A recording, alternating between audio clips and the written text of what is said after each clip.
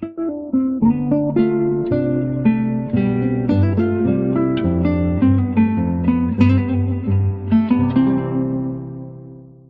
we're going to be talking a little bit more about creation cosmology in Genesis and elsewhere in the Old Testament, because it goes hand in glove with Genesis, and really talking about creation worldview. And I'll be honest with you, in this one, I'm going to be, in a good way, a little chippier, because I want you to get a feel for the importance of really sort of thinking clearly about what it is you believe, and then making a decision to really stand there, even if it gets uncomfortable. And I know, again, because I've done presentations on these topics before, that not all of you are going to agree with my take on things, and I want you to know that's fine. After enough years of teaching, you get used to people looking at you like you got two heads anyway. So that's okay. It's kind of what makes it interesting for the person on this end of the conversation. And, don't feel like you can't, ask me something that would telegraph that. Yes, ask what you want. I mean, that's why I'm here. But I want you to know that. But I also want to challenge you, because a lot of times we, as evangelicals, as Christians, whatever label you want to stick on yourself, we say we believe X, Y, Z. And sometimes my question is, if I was in a classroom, I would say, well, do you really? We believe the Bible is the literal Word of God. Do you really? Where does your literalism end, and where does somebody else's begin? And that always factors into something like this topic for Genesis. And I'm going to show you tonight, I'm going to be a flaming, uncompromising, blind literalist tonight. And I'm going to challenge you to be as literal as I am. You're probably wondering, where is he angling toward? You'll find out. I also have a little gadget tonight. I couldn't wait to get here because I just got this week, so I'm going to try not to mess it up. But, look at that. It worked. Once. How should we interpret the Bible? Let's use this as our starting point. I've taken some of this information from the source at the bottom there, L. Wells Dictionary. We like to say that we believe in literal interpretation or grammatical historical exegesis, which is defined by L. Well like this: each biblical document, each part of a biblical document must be studied in its context. I mean, we've all heard that before. Keep things in context, let Scripture interpret Scripture. Very normal.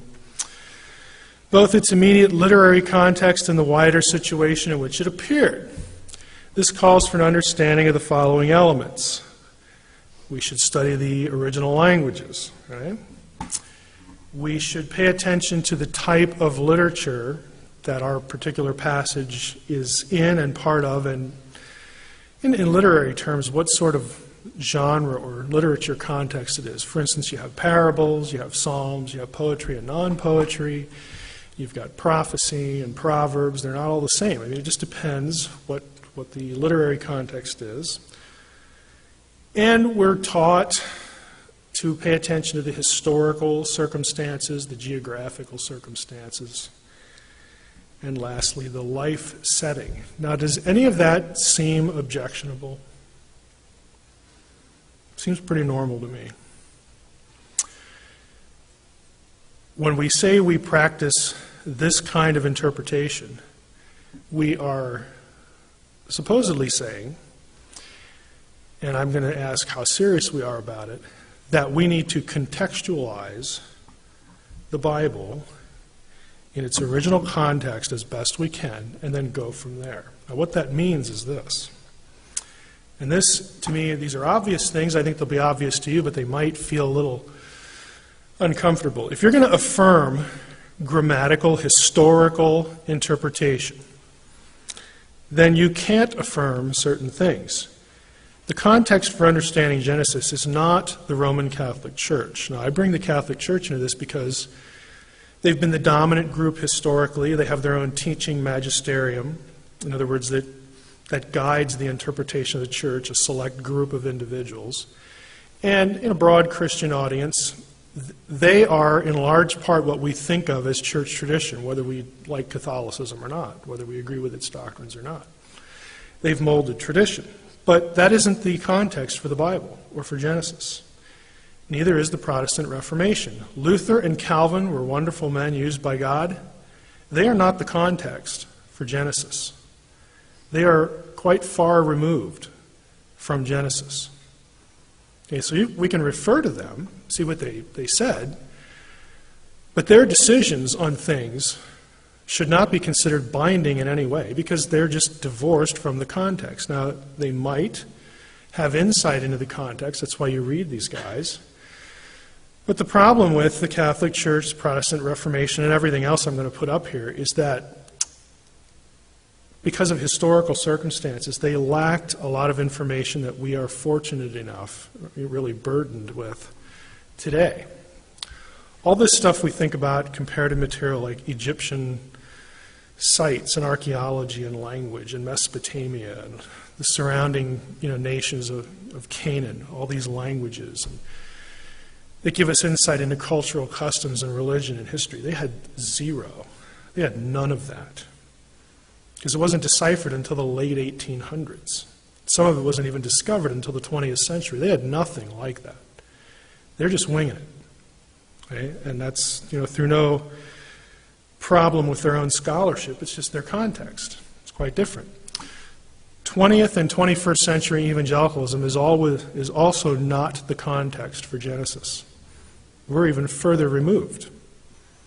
Okay? We have opinions, because our thinking about Genesis has been historically conditioned by the things we have to deal with. Things like, I'll put this next one up, post-Darwinistic Christianity. The church has had to deal with Darwin. Okay? Mid-19th century, we have Darwin and his influence going on in the 20th century. Of course, it's still a dominant idea in the scientific community. And other areas as well. But the fact that we have to fight with Darwinism, or that we want to fight with Darwinism, or we feel we ought to fight with Darwinism, has nothing to do with the context of Genesis. The writer of Genesis he'd never heard of Darwin. I mean, that's kind of dumb to say that because, he lives in the 1800s. Of course they never heard of Darwin. They'd never come across his ideas. So they're not... What's in Genesis is not a response to Darwin. Darwin wasn't around. It's not the context for Genesis. The context for understanding Genesis is the historical, religious, literary, and quote-unquote scientific context, as much as you could use that term. It was the context in which it was written. That is its context. None of these other ones. Some more things. A little less obvious, but do you realize God did not create a new culture for Israel that was foreign to the rest of the world at the time?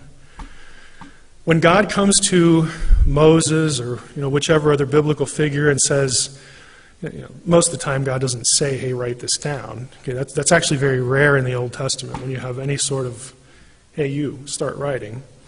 But when God moves people to record something that God knows, and maybe they knew, would wind up in a collection that was considered sacred, the Bible, God doesn't say to himself first, "Boy, I'd really like to tell them about how I made everything. But how do I do that? I mean, I've got to change the way they think. I've got to give them more information so that when I really give them the scientific details, they'll understand it." And not only that, but I have another problem. God says to himself in this imaginary conversation, even if I take the writer and make him supernormal, superhuman, that I advance his brain, when I fill his brain with all this post-Darwinistic, because I know this guy Darwin's coming along, if I fill his brain with that and enable him to write in such a way that it will encompass and critique Darwin before Darwin's ever born, how is what he's writing going to be at all coherent to the people who read it, the people that I haven't advanced their brain. Okay, now that might seem like a trite description, but it's important. God doesn't change the writer and the original audience. He doesn't advance them scientifically to be able to produce a document that would have advanced scientific knowledge and description in it. He doesn't bother. Frankly, I'm of the opinion that if God came back today, if we didn't have a Bible and God said, hey, you know, it's the 21st century, I need to start taking these humans and having them write some things down. They're pretty good writers now, lots of different languages. So let's have them write some things down. I need a really smart guy to talk about creation. Hey, well, let's grab Stephen Hawking over there and have a conversation. It's still a waste of God's time. Because if God really told him all the details, it would be beyond Stephen Hawking's comprehension. Now, he might comprehend a little bit more than, you know, the producers of the Old Testament, but God is still so far in advance of Stephen Hawking, whether Stephen Hawking likes to admit that or not, that it would really be a waste of God's time. God is perfectly capable of telling us exactly, with great precision, how everything worked at the beginning, how it was done. He's capable of communicating that. The conversation would be lost on us because our brains are just too puny. It's just, we're human, he's not. God also does not bother to change Israel's worldview. Okay, I don't need to give you a scientific advantage, but I do need to correct some things about your culture that I really don't like, that don't seem really fair or pardon the expression, kosher. I really need to change a few things, and then I'll give you the Torah. And those things that could be potentially objectionable down the line, eons and millennia from now, will be weeded out. Things like in the Old Testament law, that women could not inherit property. Okay, that's in there. They're not, because that's a patriarchal culture. That's what the world of the Old Testament is. It's a patriarchal culture. God doesn't change the culture, clean it up first, and then say, now we can talk. He comes to people as they are, knowing what they know or what they don't know, and says, let's get something down here that you can understand. Not only you can understand, but that the people who read what you're going to produce, they'll understand it too. Because it's communicated in their language, in their worldview. They'll get it. Because I, as God, am choosing to come to this place at this time in history, to these people. That's God's decision. And now I'm going to start revealing who I am. God doesn't bother to clean up anybody's act. And that if we just realize that, there are a lot of things in the Old Testament that unbelievers object to, that you can really file under, why are you being critical of a document where, you know, the Old Testament doesn't necessarily approve of a lot of these things. They just are, because that was their culture. They just are. So why, you know, get apoplectic over it? God's revelation to Israel needed to be culturally decipherable. They had to get it. They had to understand it. It also had to be culturally consistent. In other words, God couldn't fill the Old Testament with things that were foreign to the culture to whom he was communicating, or else they would go, what? What's up with that? I don't understand any of it. This is supposed to be revelation from God. Well, doesn't God know who I am? I don't get this stuff. No, in their original context, they get it.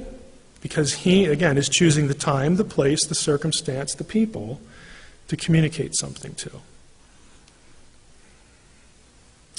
Now, how many of these things do you believe?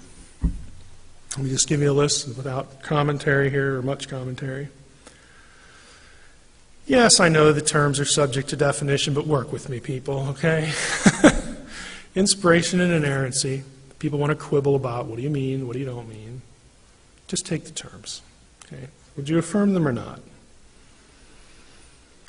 Would you affirm the idea that God communicated through people just as where they were? In other words, God acts in time. See, we're very fond of talking about how God acts in time with people when it makes us, when it's in the context of God loving us and saving us and providing atonement. It's the same thing when God decides to give us revelation. He's acting in time, specific place. Do you believe that general revelation, which is nature, creation, and special revelation, the Bible, are equally true? Do you believe that there's only one source for everything that is true? Now consider the alternative. No, I think there are two sources for everything that's true, or 10. Really? Okay, well, I wonder if those sources ever disagree, and I wonder why there would be more than one. Can any of them ever be more true than any of the other ones? I mean, you start to get into these kind of weird debates. This was actually a debate in church history, the difference between Eastern Orthodox and now Catholicism, the East and West Church. One of their fundamental disagreements was, did the Spirit proceed from the Father or the Father and the Son? And you think, well, who cares? Well, they cared. And 1,500 years later, they're still caring, okay? I mean, this was a split in Christianity because the one side said there is only one source of truth, and that is God the Father. Not two, one. The other side said, well, let's throw Jesus in there too. I mean, he's God, isn't he? Well, yeah, he's God, but everything begins with the Father. The Father was deemed hierarchically supreme to the Son. And they fought over that. And they split. And now that's why we have Eastern Orthodoxy. There are other reasons, and the West. But do you believe fundamentally that everything that's really true is equally true? If you think about that, how can something be more true than true? That means that the thing that's less true might have a little bit of error in it. Okay? And you don't want to go there. Do you believe that divine accommodation is necessary? In other words, do you believe that God had to make, God had to sort of lower himself to be able to communicate to human beings, that we're beneath his level of his capacity, and he has to stoop a little bit to make things known to us? Do you believe that there's total objectivity in science is a myth?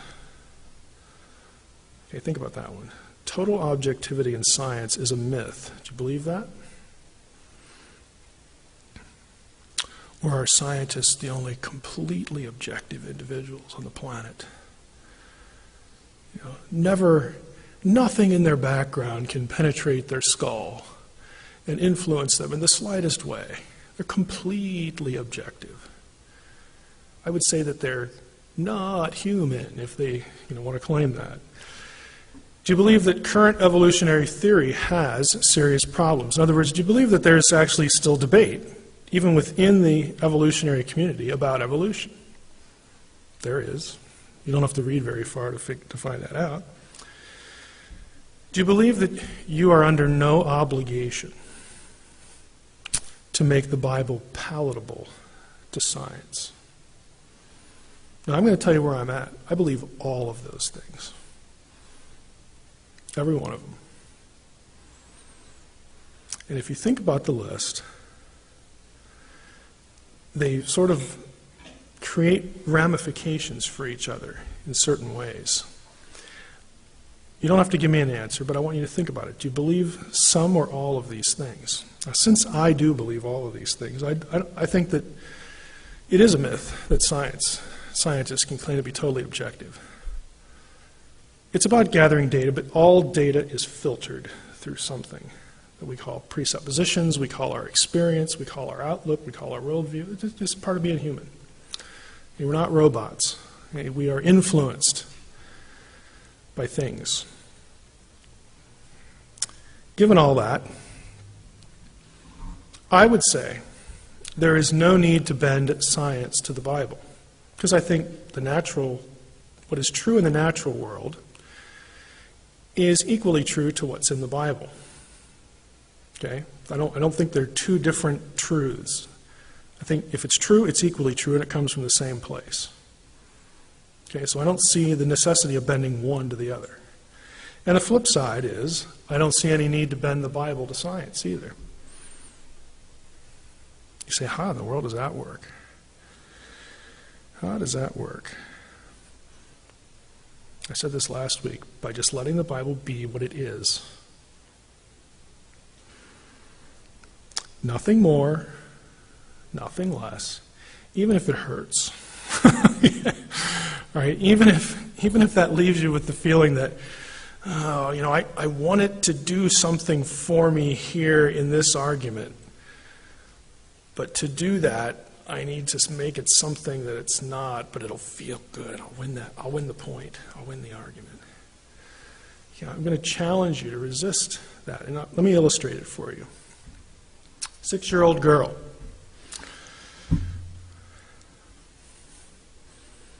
God made my baby brother. A scientist comes along and says, no, he didn't. Your mommy and daddy did. Who's right?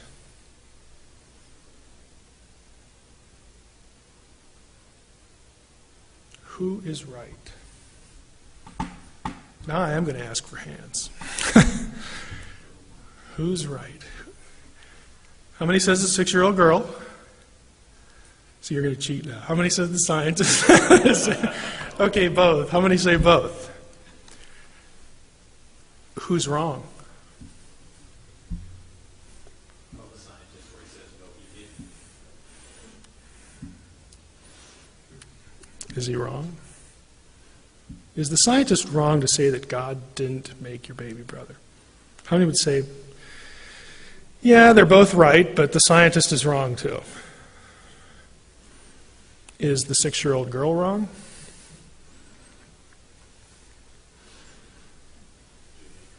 They're both kind of half-truths. They're both right, and they're both wrong.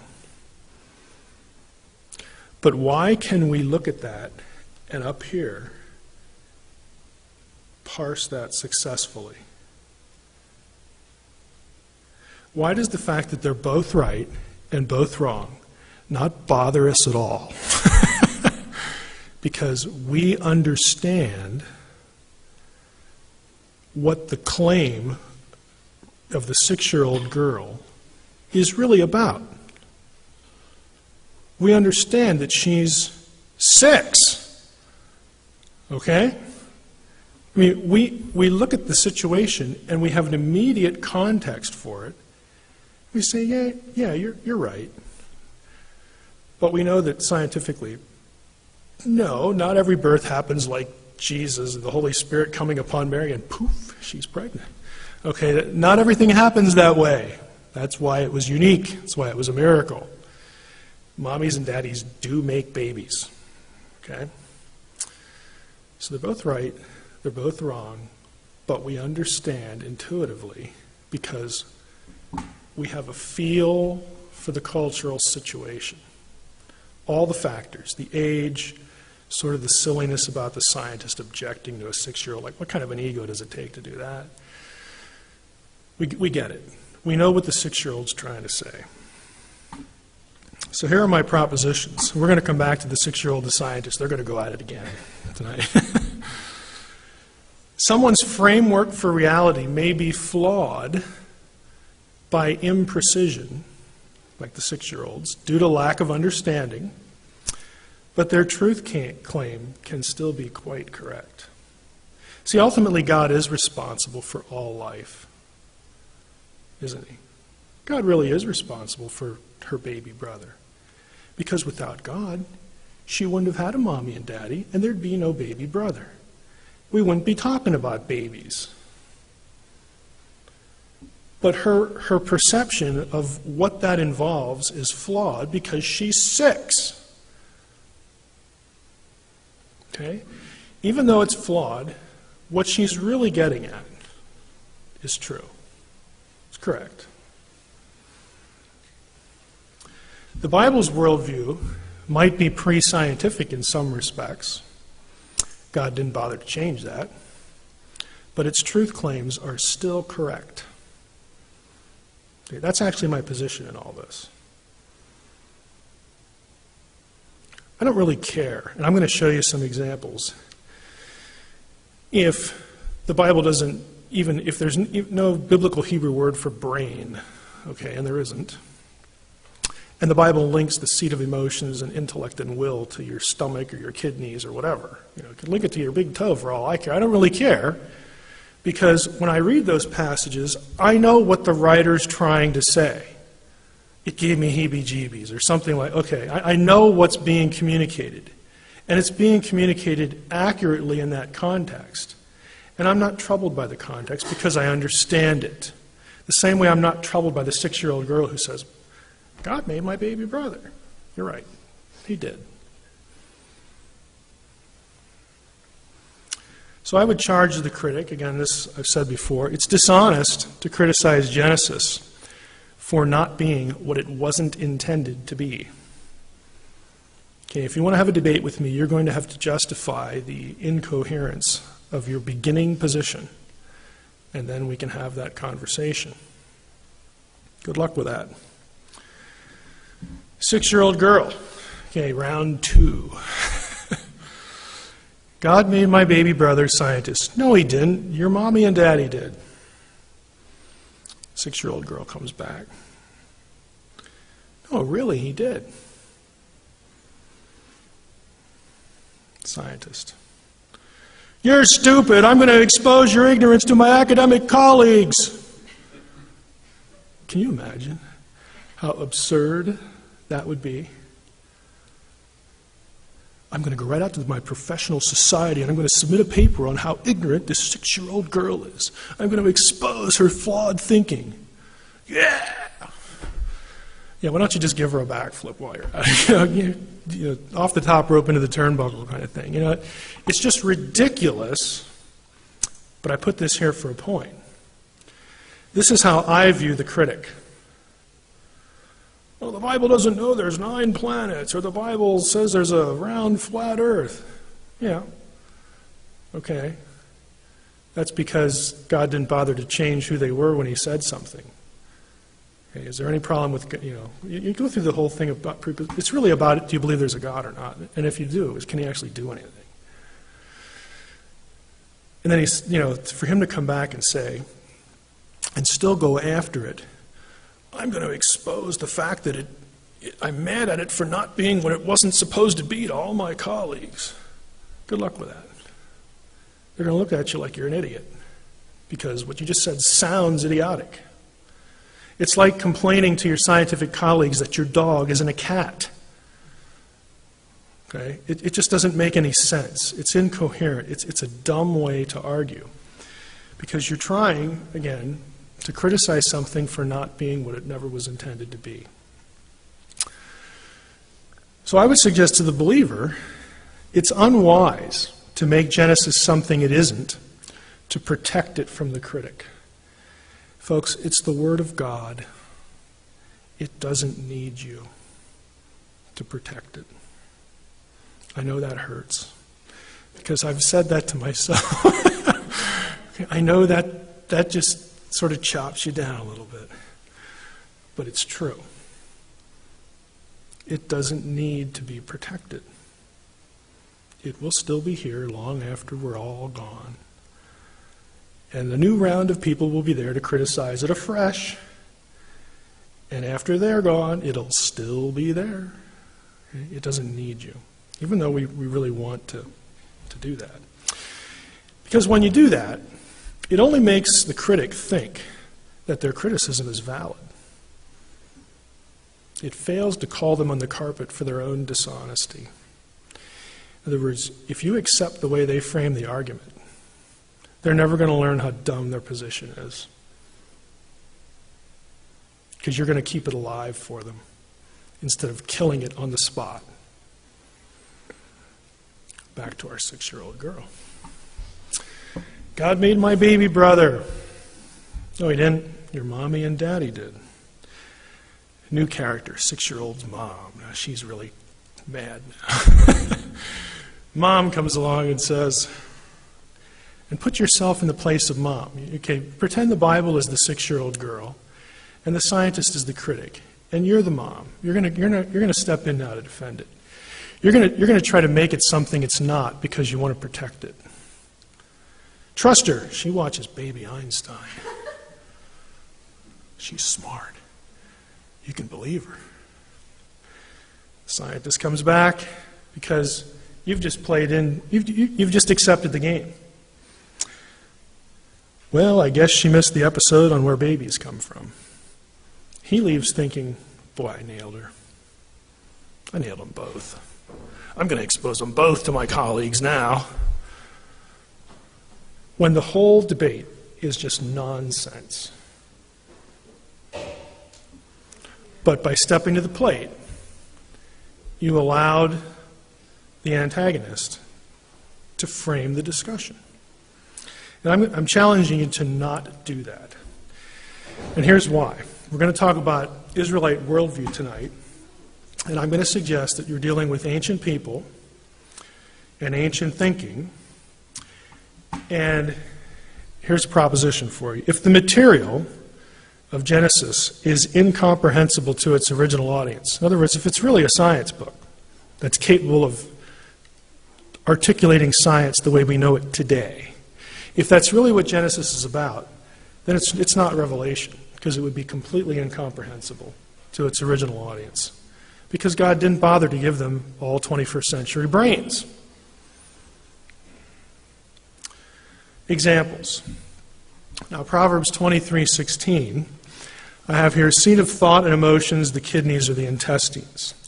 And I want to show you something. I don't have, this particular laptop doesn't have my software on it, so I'm kind of stuck. Don't report me, Bradley. And I needed an interlinear, so I'm not using Biblia. All right? If it has an interlinear, please let me know. Proverbs 23:16 here. Let's scroll a little bit. It's a little awkward here.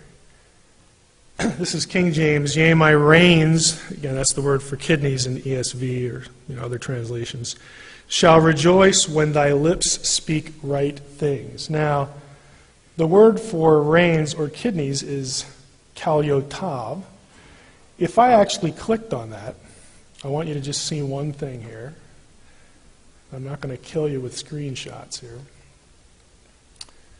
This is the word that elsewhere is translated plainly as kidneys. This is the word for the thing out of the carcass of the sacrifice that you take out and burn. Okay, kidneys. It's the same word. So, again, there are lots of verses like this. You could just do a search on it. Is it scientific to say that your kidneys are the seat and thought of emotions? Well, no, it's not. And I've said before, again, that there's no word for brain in Hebrew, the Hebrew Bible. They don't have any idea what the brain does. It's pre-scientific. Here's another one. This one's kind of odd, you might think, but it's really interesting. I won't go there. I'll just rehearse the passage for you since you're not familiar with it. Human persons existing within one parent. Now, I believe that human life, personhood, begins at conception or fertilization. Okay, when the daddy part hits the mommy part and we have fertilization, that is the beginning of a person, a human being. Prior to that moment, no persons can exist in just one person, and especially they can't exist in the male. But that's precisely what Hebrews 7 says. This is the passage where it talks about Levi paying tithes to Melchizedek while still being in the loins of his father. I'm sorry, but scientifically speaking, Levi, the person, the individual, was not in the loins of his father. Okay, unless you want to believe, and there's even problems with this, Eastern thinking that there's just so many souls out there and they're floating around waiting for bodies. The problem with that is, in the Hebrew mind, a person is what? A person is the union of material and immaterial, the fusing of, for lack of a better term, body and soul. That is a person. You can't have a person, in the way we're used to the terrestrial experience that we call life, works.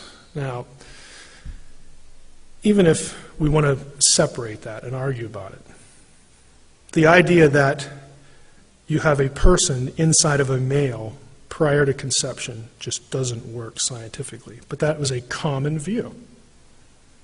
Now we know, if we go to Hebrews 7, we know what the claim is. He's just claiming that, look, any descendant from Abraham who paid tithes to Melchizedek, and you know, all of those descendants, even Levi, the Levites, that priestly line is inferior to who? Jesus. Because Jesus is a high priest after the order of Melchizedek, okay, who was the superior in that situation. That's all they're saying. But if we want to press science into it, we have a problem. This one's a little weirder. 1 Corinthians 11 is very famous, the head covering passage. There's a good case to be made. If you actually knew some Greek and you wanted the file to this, I'll send it to you. There's actually a good case to be made that the whole issue in 1 Corinthians 11 is the ancient belief that you can find in Greek medical texts, that the length of a woman's hair had something to do with fertility. It doesn't, okay? We know it doesn't, but they thought that there was an association there. Okay, some of the same terminology in that passage is found in Greek medical texts. The one I want to camp on is this one, Old Testament cosmology, because it relates to Genesis. The Old Testament shares terms and ideas with the ancient Near Eastern pagans. Again, we talked a little bit about this last week. This should not be a surprise because there are similarities between the conception of how the world that we experience was made that are shared with Israel's neighbors. We see these terms as metaphorical, the terms that I'm going to cover tonight. We look at them, you know, when the Old Testament says something like that the sky is supported by pillars. Oh, that's just metaphorical. It's just poetic. To us it is, and you know why? Because we have a scientific worldview. That's why. They didn't. They were serious. No ancient person ever scaled a mountain. Do you realize that? Like the tall mountains? Because it takes oxygen, they freeze, I mean, all this kind of special equipment. There's no record that any of them ever did it. Okay, it wasn't until the 15th century that we have, you know, the whole issue resolved of can you sail this way and come out the other? You know, the whole idea about the Earth being a globe and all that kind of stuff, that was debated up into the 15th century. We look at that and go, oh, you know, it's just poetic. It is to us. But what I'm going to say is, again, back to my introduction, if you take it literally, you have to give them the benefit of the doubt. They were serious about it.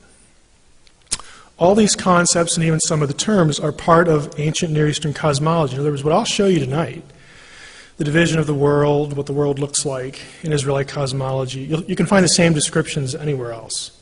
Egypt, Mesopotamia, you know, ancient Syria, the Hittites, whatever. Because this was a common worldview. Now, if we say that Israel knew better through special divine revelation, then we have a problem. Then we have to say that the literature of the pagans, I mean, somehow they knew too. Did God speak to them? Where'd they get that information? I really don't want pagan literature to be in any way even looking inspired. Okay, that's just that opens a real can of worms for inspiration.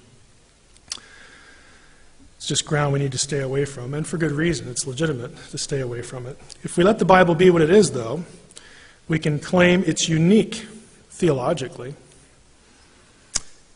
in what it says about God. But if not, then pagan literature is essentially on the same level. And trust me, you don't want to go there. You want it to be unique. Let's get into it here. Exodus 24. Israelite cosmology has 3 tiers. This is the Ten Commandments passage. You shall not make for yourself a carved image or any likeness of anything that is in heaven above, or that is in the earth beneath, or that is in the water under the earth. 3 levels. New Testament is the same. Philippians 2:8, verse 10. So that at the name of Jesus every knee should bow in heaven and on earth and under the earth. What, like the worms? No. We're going to see what they were thinking here. Revelation 5, heaven, earth, under the earth. It's a three-tiered cosmology. This is what it would look like. I didn't make this graphic, which is why it looks cool. Okay? Somebody gave this to me because they hated, honestly, at Western, they hated the one I used, and so they gave me this. This is a three-tiered cosmology. There's God. We're going to see it in the verses I'll show you that God lives above the vault of heaven, the firmament. And in the firmament you have windows and doors. And you have the earth. We're going to see verses that talk about the ends of the round, flat earth here. Underneath is Sheol. Sheol can be both the grave, and it can also be the underworld. Okay? It's not quite hell, but it's sort of like hell. We can talk a little bit about it. And then underneath that, we have the great deep.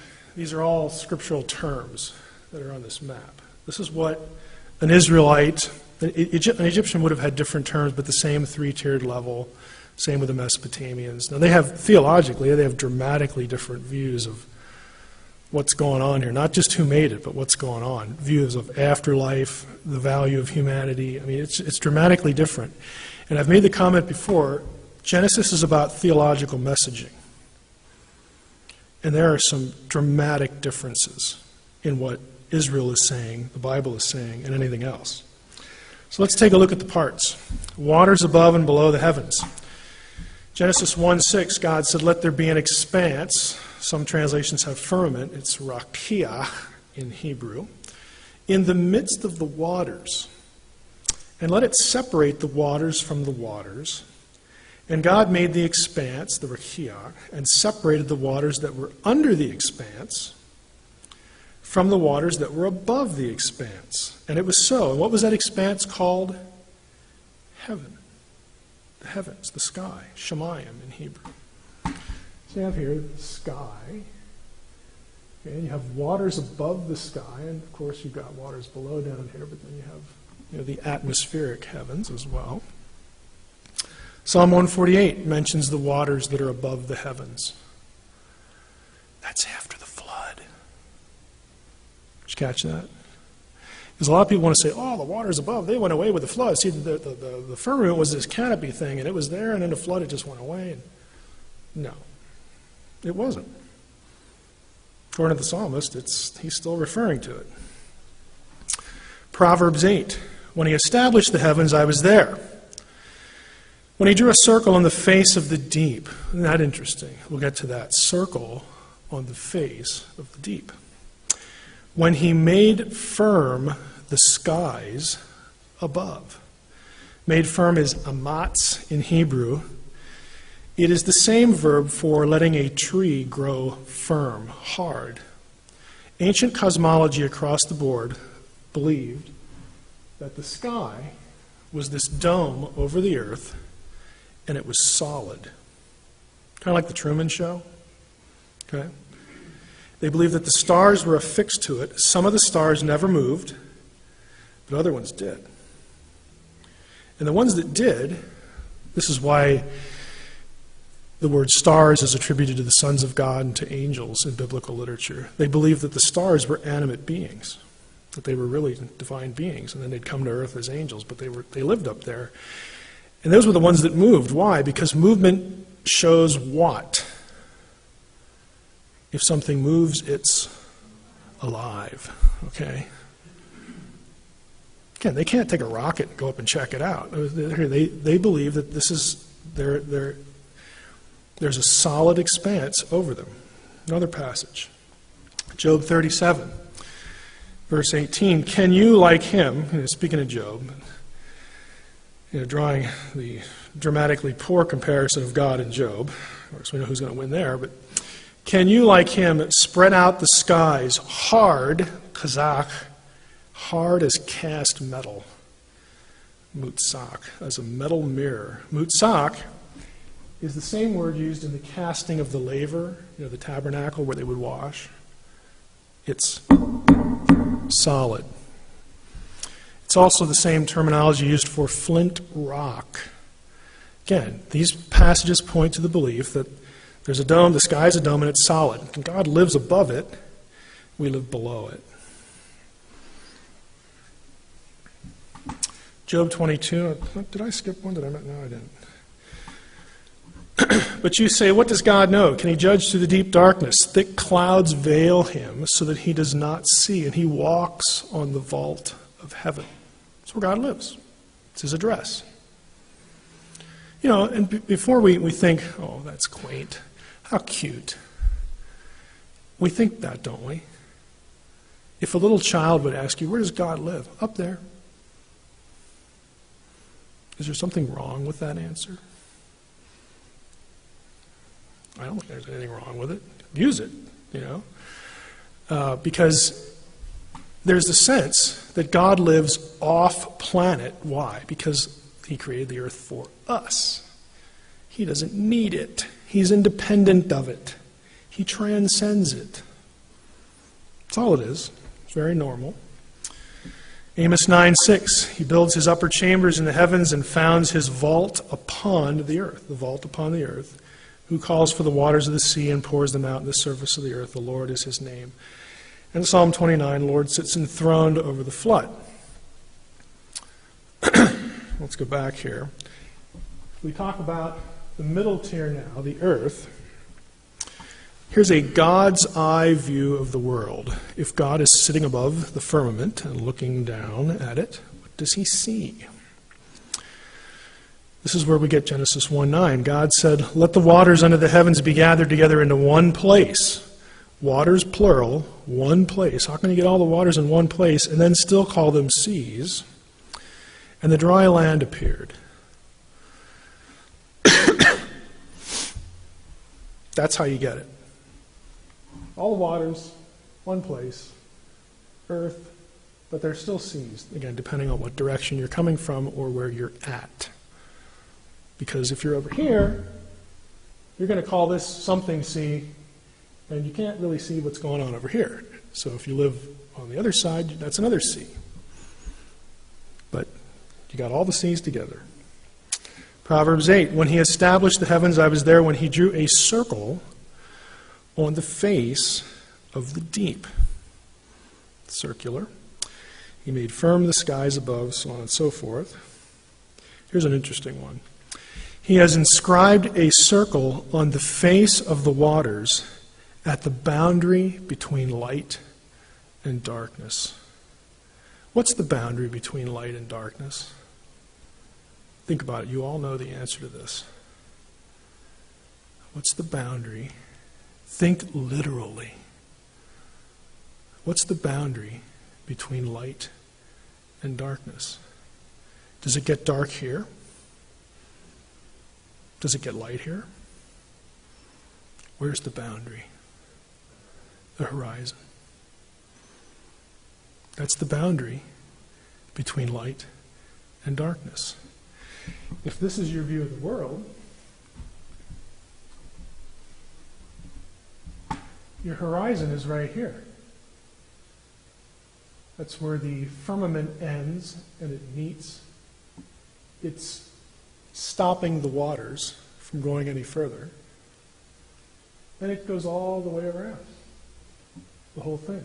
Because if you're on a circular earth, everywhere you look there's a horizon. The place where light and dark meet. Again, I told you I'm going to be a flaming literalist tonight. I'm going to say that I'm going to take them absolutely at their word. Vault of the heavens, pillars and mountains. The pillars of heaven tremble and are astounded at his rebuke. Oh, that's just metaphor and poetry. Yeah, to us it is. If you ask them, it's like, well, there's that big mountain thing. I mean, that's holding up the sky. Duh. If you don't believe it, go find. I mean, how are you going to find out any different? You know, obviously we can, but you know, the means to do that isn't with them. 2 Samuel 28, the earth reeled and rocked, the foundations of the heavens trembled and quaked because God was angry. Windows and doors, and that day all the fountains of the great deep burst forth, and the windows of the heavens were opened. The fountains of the deep and the windows of the heavens were closed. Psalm 78, yet he commanded the skies above and opened the doors of heaven. Again, familiar phrases. Pillars under the earth, supporting the earth. Again, look at the language. For the pillars of the earth are the Lord's, and on them he has set the world. You betcha. It's not Marduk. It's not that silly Ta in Egypt. It's Yahweh who did that. Isn't that amazing? I mean, an Israelite would want you to marvel. He would think you're insane if you didn't. Either that or a pagan. Job 38:4. Where were you when I laid the foundation of the earth? On what were its bases sunk? Or who laid its cornerstone? He set the earth on its foundations so that it should never be moved. To him who spread out the earth above the waters. Again, think of the circle with the earth in the middle. For his steadfast love endures forever. Sheol, the last level. Sheol is a Hebrew word. In the ESV, I think in most cases they just have Sheol. It's Sheol in Hebrew. It can mean the hole that they just dug to put you in when you're dead, or it can mean the underworld. Okay. I said the very first week, we have this idea that hell, the underworld, is down there. Where do we get that? We get that from the Old Testament. Okay, that's just. Do you think hell has a latitude and a longitude? Does it have an address? I mean, could you put it into your GPS and it would take you there? I mean, it doesn't have latitude and longitude. These are what are called cosmic geographical terms. Heaven is where God is. It doesn't have a latitude and a longitude. But if you try to describe it, you're forced, because you live and you're limited by space and time, you're forced to use geographical language. Over there, up there, down here. He passed over what? Like, would I stumble on it if I came across? I mean, we use this language today. And we're forced to, because we are not inhabitants of a non-physical reality. We're trapped into using this language about a place that doesn't have locality that our bodies can identify with. That's why we need new bodies, different bodies. Because if it's this one, we ain't getting there. Okay? We're just trapped. This is our existence. And they have the same problem in the Old Testament. Job 26:5, the dead, the word is Rephaim, tremble under the waters. The Rephaim were not so nice inhabitants of the underworld. Tremble under the waters. Sheol is under the waters. Sheol is naked before God, and Abaddon has no covering. Abaddon is another word. Again, that word comes up in Revelation for the destroyer, the pit. Okay? Sheol beneath is stirred up to meet you when you come. It rouses the shades, the Rephaim, to greet you, all who were leaders of the earth. It raises from their thrones all who were kings of the nations. Everyone righteous or wicked goes to Sheol. Everybody dies. Psalm 89, what man can live and never see death? Who can deliver his soul from the power of Sheol? Answer, nobody. Okay. Now the righteous went to Sheol. The hope of the righteous in the Old Testament was that they get to leave at some point to be with the Lord. Jacob goes there. I shall go down to Sheol to my son mourning. Hezekiah goes there. I'm consigned to the gates of Sheol for the rest of my years. See, when you went to Sheol, you were still alive. You were dead, but you're alive. Kind of like we think today, when people die, they're still alive. We use the same language because that's the language of Scripture. You still exist beyond your physical death. You're still alive, but you're there, some direction. Okay? Hezekiah is saying the same thing. David, certainly, I think he's going to be in heaven, but he goes to Sheol. Cords of Sheol entangled me, snares of death. Are you going to praise? Anybody going to praise you in Sheol? The cords of Sheol entangled me. The wicked also go there. They spend their days in prosperity, and in peace they go down to Sheol. Job's kind of ticked about that. They say to God, "Depart from us. We don't desire the knowledge of your ways. What's the Almighty, and why should we serve him? What profit do we get if we pray to him?" They're obviously unbelievers, but they go to Sheol too. Everybody goes to Sheol. The hope is that you get out. Now, that is a very brief overview of Old Testament cosmology. And I'm coming back to this slide, but I think I'd kind of like to go back to, well, some of us won't have the context for it. Let's just end here.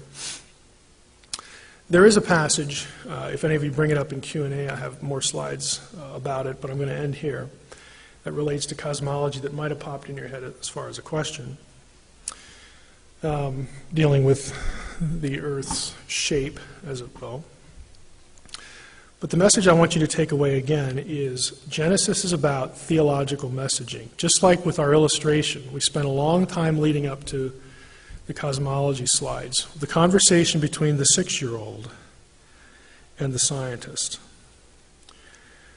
When you accept the way that the critic frames the debate, you're not going to get very far. If you remember the conversation, the 6-year-old, "God made my baby brother." And the scientist says, "No, he didn't. Your mommy and daddy did. I asked you who was right." And we said, "They're both right." Then I asked you who was wrong. And we said, "They're both wrong." But we can parse that because we separate mentally the truth claim, the message, the assertion, the truth assertion being put out, and we immediately contextualize the person's worldview, and even if it's flawed like the 6-year-old's was, her point is still correct. And if we look at Genesis this way, it doesn't matter that Genesis is, and the rest of the Bible is littered with this kind of cosmological language, because God didn't bother to change the culture. He could have if he wanted to. He didn't care. If he had cared, he would have done it. The only other conclusion is that he couldn't, and then you have a problem with omnipotence. Okay? God doesn't care. I'm coming to these people at this time, in this place. It's 2nd millennium BC. They don't know it's BC yet because Jesus hasn't come. But it's a long time, okay, way, way, way, way back. And I'm going to give them a message, and they're going to do the best they can under my influence to express it. I'm going to watch as they write. If they goof up, I'm going to send somebody along, "Yeah, go fix that." If they didn't quite get it right, somebody will come along and clean that up a little bit. When it gets done with the process, God can look at this thing we call the Bible and say, "Good job. It's pretty good. I'm satisfied with that." But all of that content is fixed in a particular worldview that we don't have. Okay, we have to let it be what it is. And let God's decision to do it that way settle with us. And my challenge to you is, try it. Okay, if you do that, you don't need to justify it to science. They need to justify why they're criticizing it for not being what it was never intended to be. And that would be an interesting conversation. Don't accept that, the way they articulate the debate. So if you have any questions, we can jump into that. I really have no idea what time it is. Oh, not bad, because we started late. So that was about an hour. Anybody have any questions? Yes. No, you cannot play that thing again.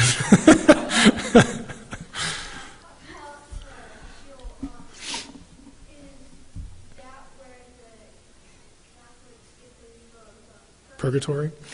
Yeah, the idea of temporary purgation or punishment, it is where it comes from, this sort of holding tank, holding place. Now, the difference is you're not going to see,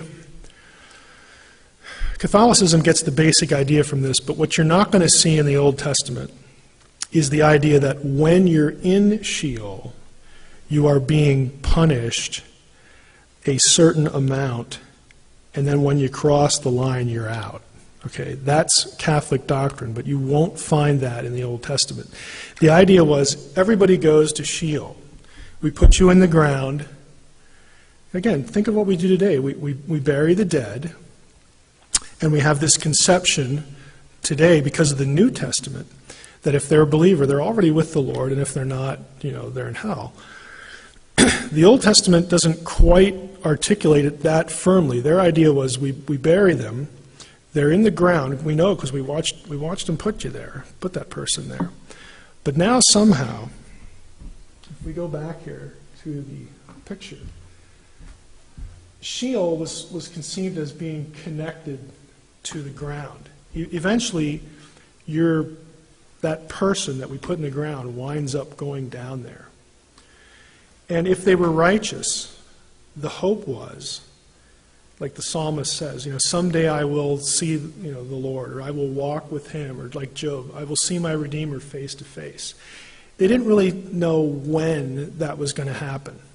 But if you were righteous, if you believed in the God of Israel, that was your faith. You believed that I am not going to stay here. I am going to be with the Lord because I walk with God. I put my faith in the God of Israel. So the Old Testament lacks things like timing and real full description that you actually get in the New Testament. But the ideas, the places are the same. There are differences, but they're not dramatic. But Catholicism adds to it to get the idea of earning merit through purgation. You don't have that in the Old Testament. Yes? How does Jesus' parable with Lazarus and the rich man apply? Is that something separate from the Old Testament? I would not use the word separate. I would use the word more detailed. What you see is when you have the Old Testament, at a given point the Old Testament period ends. And then naturally, people within Judaism are doing what we do. They're writing about their Bible, like producing commentaries and things like that. And a lot of that literature speculates on, like, what's the place like? What goes on down there? And eventually you get fuller descriptions. You get more details. You get persons on either side. Like there's the side that, in Sheol that, Abraham can sort of look at where it is. He's safe, but he can look down, look over into this place. And in that particular instance, there's a very clear idea of fiery punishment. There's only one.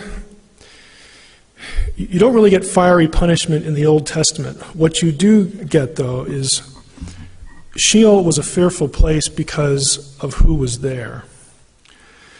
And there are some sinister characters there. It's described as watery. There's one passage that talks about, it mentions flame, but the question is whether it's like a burning place or not. But there are demonic, bad entities there. It's a fearful place to be. So it's definitely cast as the place that God isn't and that the bad things are. But you don't get the full descriptions of punishment. You get that on into the intertestamental period, and then the New Testament is very consistent with that. So you actually have, I'm going to use the double D word, doctrinal development, okay, for the doctrine of the afterlife. And before that scares you, all doctrines develop. Okay, I challenge you to find a doctrine, a biblical doctrine, that isn't different in some way between the Testaments. They're never exactly the same. They progress. We believe in something called progressive revelation. You say, well, those books in the middle, those intertestamental books, they're not part of Revelation. No, they're not. But the writers on either side, especially the New Testament writers, they're reading these. Okay, they quote some of them in the New Testament. New Testament quotes some non-canonical sources to make a theological point because they're thinking about what they're doing. Now, in the doctrine of inspiration, we say that God was fine with that. God providentially says, you want to quote that? Fine. It helps. Yeah, you're right. It's a good illustration. You have to view what's going on in a very providential sense. I think you're getting the feel. When it comes to inspiration, I'm just going to say this. We think of inspiration often wrongly. We think of it as an event. Prophet gets up, starts making eggs for breakfast. His mind blanks out and his hand starts to move, and he's not conscious of this at all. He wakes up and goes, wow, that's pretty cool. I didn't know I could do that. That is not inspiration. Inspiration ought to be viewed more like canonicity, a long, providentially guided process that took as long as God wanted it to take. And in the end, God looked at it and said, good job. Thumbs up. You got it. Okay, it's not zapping, all right? It's not automatic writing like it's a paranormal experience, okay? It's a long developing process where God is in the process. He was in the process before the writer was even born. He's preparing the environment into which that writer will be born. He's preparing the parents. He's preparing the education. He's preparing everything about that guy or that collection of guys ahead of time. He sees all that. Because at the end of the trail, God wants to look at it and say, you got it. Now from this point on, just start copying it. No changes. We're done. Just copy the thing now. And then again, that sets up its own set of circumstances. We have to get away from this cartoonish idea of inspiration. And doctrinal development is one of those. God says, yeah, there's an afterlife. I'm going to tell you a little bit about it. Come on, psalmist, cough it up, start writing. He writes down, again, what he understands of it. God says, okay, that'll do. Good enough for now. Time goes on. We're out of the Old Testament period. You got a lot of Jewish writers speculating on things. New Testament period comes along. Peter wants to write something about the underworld or the afterlife. And he happened to read 5 years ago this book by Philo over here. And God says, that was a pretty good book by Philo. I mean, I didn't really tell him to write it, but it was a good book. Why don't you remember that page? And when you remember that page, put that in. That's a good line. And Peter puts it in. Good job. That'll be clear. Because the whole idea is communication. It's not producing some paranormal artifact. The idea is communication. People under God's hand doing the task, producing something to be preserved for posterity. That's all it is. It's a very, you understand when I say that, it's a very human thing. But God is in the process. I don't know why we need God to zap people. I just don't get it. I say that, and I know people living today need zaps. Because they know, honestly, they feel like they're not walking with God unless they get zapped. I'm not going to name any names. But you know what I'm talking about. Okay. God can't be real unless I'm zapped. Well, actually, he can. If you think a little bigger, he can. I went, sorry for that rabbit trail, but any other questions? That's a hobby horse of mine. I think you can tell, but yes.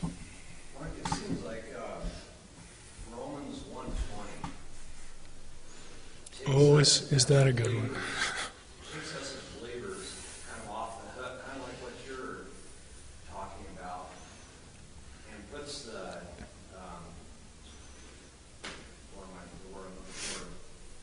it puts the burden on the unbeliever, because Paul's telling the Romans here that under the Romans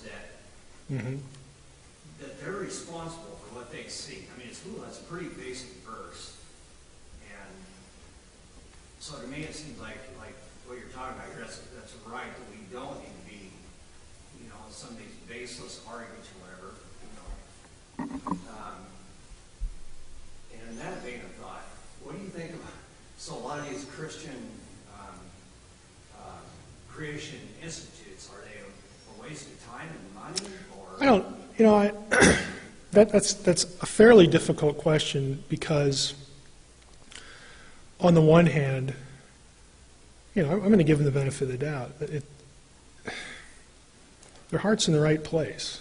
I mean, it's easy to understand that, you know, the enemy isn't so much Darwin. It's really how Darwin is used. Because I know plenty of Christians that could really care less about Darwin because, okay, if evolution's right, big deal. That's how God did it. What's the next topic? I mean, it's literally like that. And for them, the issue is the evil in Darwinism is the way it's used to not only divorce creation from God, but to kill God. So, in view of that is so prevalent today, if somebody wants to fight Darwinism, you know, and that's what's in their crosshairs, you know, I'm glad you're opposed to that. I'm opposed to it too. I'm wary of it for the reasons that we've been talking about the last couple of weeks. So, on matters like this, I have to give people the benefit of the doubt because I can't get into their heads. If they really feel led by God to do that work and to give to that work and to be involved in that, I'm going to let them go. Just, you know, Lord bless you. What I want from you is for you to understand why I'm not. But I'm still on the same page. I mean, I still agree with your goal. And I'm your ally.